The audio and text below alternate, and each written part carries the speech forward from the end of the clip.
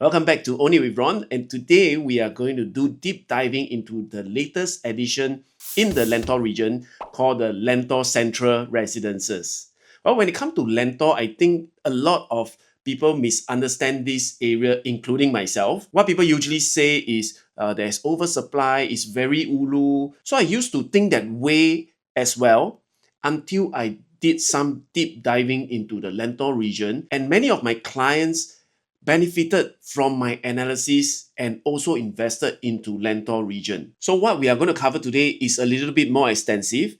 So if you want to skip to the part where you are interested in, just go to the description and use the timestamp marker to skip to that part of the analysis. Number one, we are going to cover the Lentor location overview, followed by the land plots that are being bidded, supply and demand, exit strategy, project overview, unit mix, layout analysis, price matrix, and finally some thoughts I have on Lentor Central Residences. But before I start, please help me hit the like button so that my hard work will go to like-minded people like yourself, and it will really help me and the channel so much. Thank you. So some things about the location. In the past, when I hear Lentor, I always associate it with Yishun. Why? Because when I drive on CTE, the exit Lentor always leads me towards Yishun. But if we look closely to the URA zoning, Lentor is actually part of Ang Mo Kio. So what happened is Ang Mo Kio has already been very developed and is one of the oldest township in Singapore. Lentor, just being at the site of Ang Mo Kio, is the perfect place where they can rejuvenate the whole entire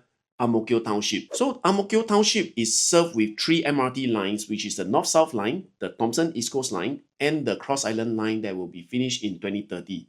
At the same time, there is also something under construction, which is the North-South corridor. So after this North-South corridor is done, the North and the South will be connected seamlessly, and this is something that you need to take note of when you invest into Lentor. So Lentor Central Residences is the number 6 addition to the Lentor region, and there are 4 more plots coming up. So definitely there will still be price progression from this point onwards. However, I want to bring your attention to this thing that people are actually pointing out, that developers or bidders are getting lesser and lesser as the years goes by.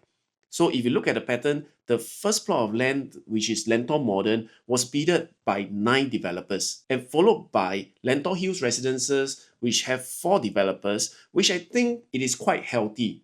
But moving on, you will see like 2 and 3 developers bidding for Lentoria and Hillock Green. And I have a theory for this. It's because that at that same time, the government actually launched 2 plots of land. That means, if you look at it objectively, there are 5 developers looking to get into the Lentor region at that point of time. However, you would point out that Lentor Mansion, which is the 5th plot of land, was only bidded by 1 developer. But you need to realize one thing, that is actually the first plot of land that was GFA harmonized, which means developer can no longer sell void areas or aircon ledgers to the consumers. And that actually flipped the whole formula, and developers may be a bit worried. Therefore, only 1 strong developer went in, which is Guacoland. So Guacoland, being part of like Hong Leong, they are actually the master developer in this area. Out of 6 projects now, 5 of them are actually developed or jointly developed by one of their companies. So they have a very strong confidence in this area, and that is why for Lentor Mansion, they also went in. In fact, Lentor Mansion is already 98% sold. And if you want to know the others, actually the whole Lentor region has very low supply right now. Lentor Modern, 100% sold. So you're left with Lentoria, which is also a very healthy 71% sold, and Hillock Green, 86% sold. All these at the point of the recording of this video. When Lentor Central Residences comes in, I think it's a very exciting news because they actually rejuvenate the supply in this area. So speaking of supply, let's talk about the supply and demand. So in this area, what you always hear is Lentor has an oversupply. But is that true? So first of all, we want to look at where are the buyers coming in to buy up all those supply that the past 5 projects have been supplying. We are seeing strong take-up rate from people from the north. So we have people from Woodlands, Yishun, Sembawang, as well as Yio Chu Kang, which is right next to us, and people from Punggol, Sengkang, and also people in the Serangoon, Hougang area, plus Bishan, Toa Payoh. So I call these people that are moving in, they have this natural movement. The reason is because they actually commute on the same line, which traditionally is the north-south line, and they are very familiar passing through this area. As well as if you look at the road connectivity, if you travel up north on Yio Chu Kang Road, you actually go through Yio Chu Kang and your Hougang, Sengkang, Punggol. So these people are actually very familiar with this location. And why Bishan and Toa Payoh is basically because there is not much supply of condos in these areas. And moving just like 2 or 3 stations away from where they stay, I think that is also an option for them. So why do I talk about like the connectivity and how the road travels? Is because end of the day, when we look at upgraders or people who wants to move to a new location, it is still very important to be connected to the family. I mean, you won't be staying in Jurong. I think majority people won't be staying in Jurong and move to Lentor, or staying in Changi and think of moving to Lentor.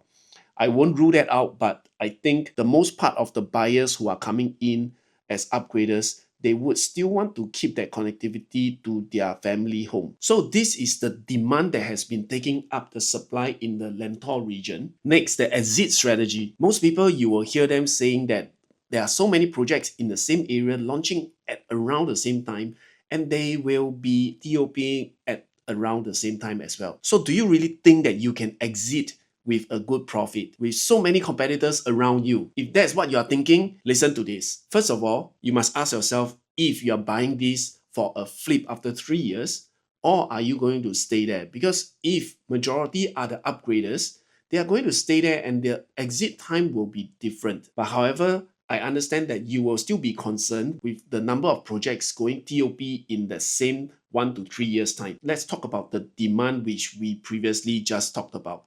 People from Yishun, Sembawang, Woodlands, Yio Chu Kang, Hougang, Serangoon, Punggol, Sengkang, Bishan, Toa Payoh. With Toa Payoh today hitting the high of $3,000 per square foot. So talking about wanting something that is newer, moving just 3 stations down to the Yio Chu Kang area, you are actually getting a bang for your buck. So there is this movement that you can see from the chart that people are generally trying to move nearer to the city center, which is down in the south, and having the connectivity from the north-south corridor in the future, it is more viable for people to actually stay in this area. So if you look at Yishun, Sembawang, Woodlands moving nearer to town, and Sengkang, Punggol, Yio Chu Kang moving down towards this MRT station, which is also nearer to town, and we have parallel movers like Hougang, Serangoon, as well as those in Bishan, Toa Payoh. So these people will form the majority of the buyers coming in. I think Lentor is strategically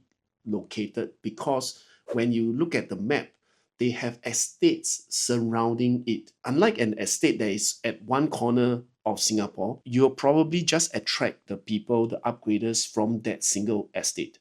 But in Lentor, you are attracting people from multiple estates. And if you look at it, these people make up 45% of the Singapore's HDB supply. What is more interesting is 1,035 HDB that was sold more than a million last year, 2024, 37% is from one of these estates. So I think you have a very good idea that not just you have supply from a lot of different estates coming into this area, you also have a good number of them that has good capital gains. But of course, you would also wonder, what about the potential of this location? So I bring you to another example, which is the Punggol Sengkang area. Back in 2004, remember when Singapore announced the KPE and the Northeast Line, the purple line? Basically, it is to connect the Punggol Sengkang people down towards the southern area, which is the city center. So when that happens, if you look at the map, it's running diagonally from the northeast area down to the southern area, and 2 of these connectivity actually runs parallel together. So 2004, the northeast line come in, and 4 years later, the KPE comes in. And you can see that the prices along this MRT line actually increase over the time. And today you see Bidadari HDB 3-room flat crossing 900,000. So this is the effect of connectivity. And Lentor region will enjoy the same transformation because it has the Thomson East Coast line that comes in first.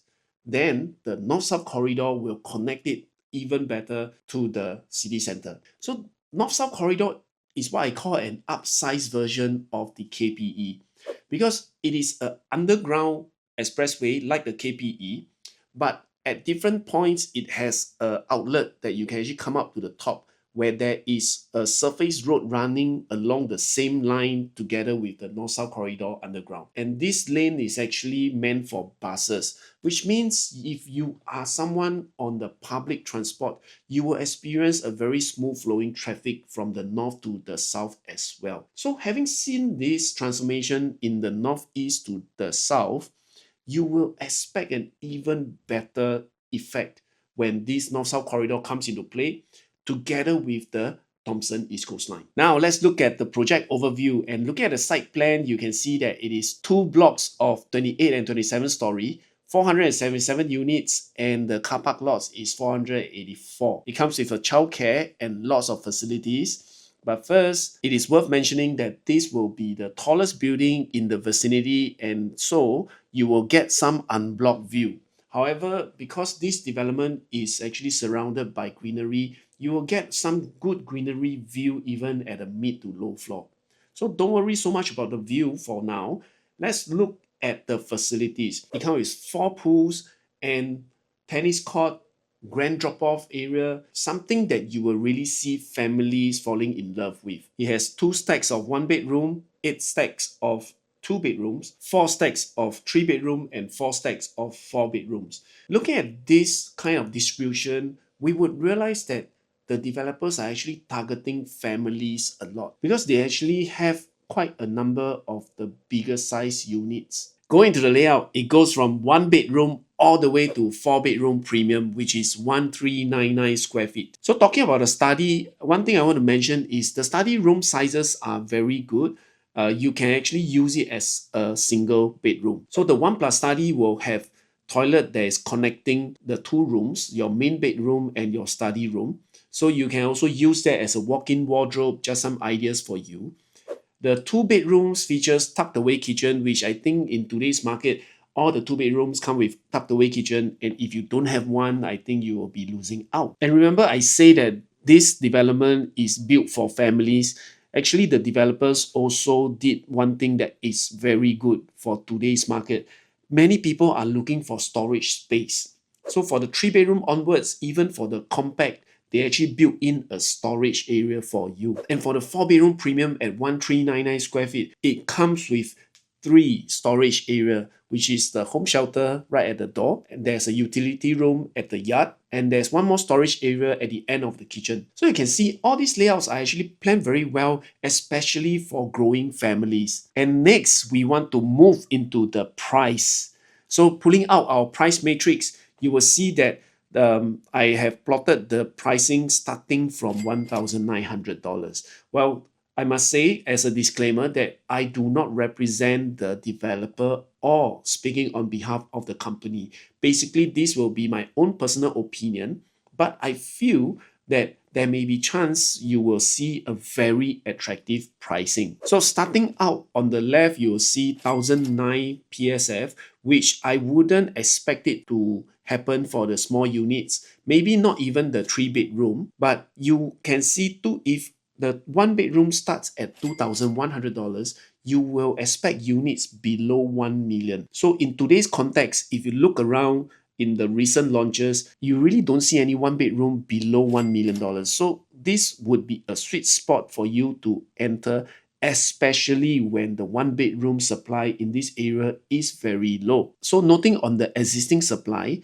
you will also notice that in this area, the Lentor area, even the 4 bedrooms do not have a lot of supply. So injecting these 4 stacks of 4 bedroom into the market, namely the 1184 square feet and the 1399 square feet, I think this will be a very hot and popular choice for many. The 4 bedroom may start around 2.2 to to 2.9 million, which I think is a good entry price because the current projects that are not GFA harmonized are already going at that price or more. So if our price prediction comes true, I think this project is not to be missed. And finally, I just want to add some of my personal opinion. Basically, Lentor area is a brand new township that will be very connected to the city center. Then this brand new township will be surrounded by greenery. So if you are a fan of nature and having a park right at your backyard, I think this development serves as a very good choice for you to